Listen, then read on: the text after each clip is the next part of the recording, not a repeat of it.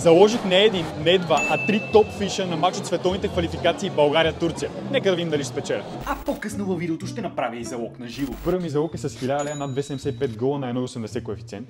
Втора ми залог е с 500 минус 0,5 азиатски хендикап на Турция. И третия ми залог е с 500 минус 2,5 точни удара на Турция. В самото начало Турция оцели града, но това не се брои за точен удар. България върна атаката с добър пробив, а от трибуните засилихме подкрепата. Но не много след това, звездата на Реал Мадрид Арда Гюлер вкара и първия гол. 2 минути по-късно обаче Десполов подава на Кирилов и гол!